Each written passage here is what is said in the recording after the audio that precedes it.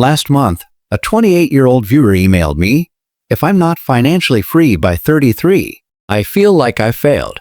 That email kept me up at night. Not because the goal is ridiculous, but because the timeline is a trap.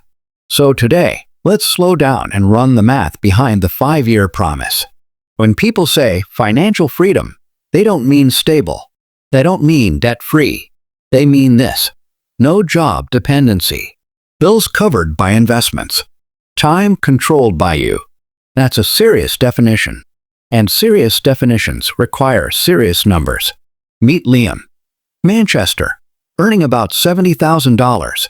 Take-home pay, roughly $4,300 per month.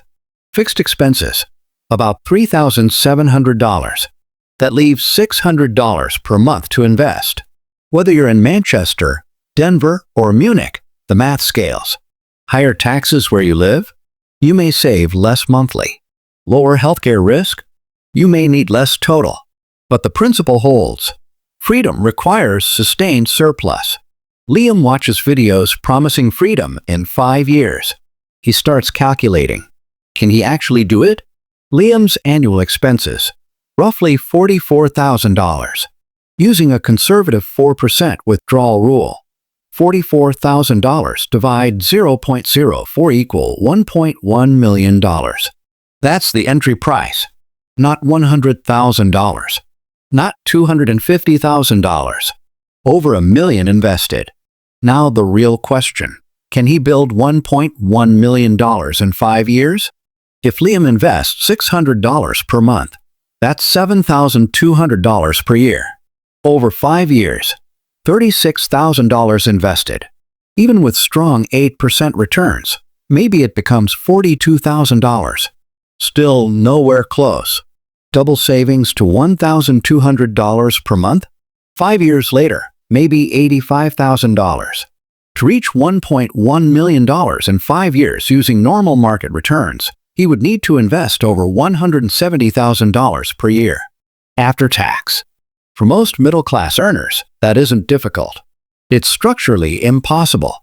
Here's what those "I retired at 30" videos rarely show. Starting salary, $180,000 in tech. Living at home, rent, $0. Massive bull market from 2019 to 2021. Side income from YouTube or business equity. They're not lying, but they're showing the highlight reel, not the full spreadsheet. The math works for them. It probably doesn't work for someone earning $70,000 with normal expenses. And that's not your failure. It's context. 5 years feels powerful. 10 years feels slow. 30 years feels boring. Compressed timelines create urgency. Urgency feels productive. But compressed timelines usually demand compressed risk. And risk rarely advertises itself honestly. A Reddit user, let's call him Mark, decided he would hit $500,000 in 3 years. Year 1. Leveraged ETFs. Up 80%. Year 2. Added options trading. Up 140% total. Year 3. Market correction. Down 70% in 6 weeks.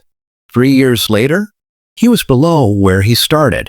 He didn't just miss his goal. He went backwards.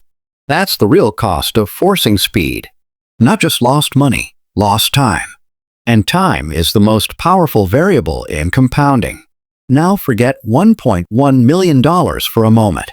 What if Liam builds $100,000 in 5 years instead? At 4%, that's $4,000 per year. Sounds small, but watch what $4,000 actually buys him. His car payment covered, which means if he hates his job next year, he can accept a $6,000 pay cut to move somewhere healthier. That's not retirement, but it's freedom to choose a better Tuesday. And that choice compounds. Because once one expense is covered by investments, every future dollar saved becomes easier.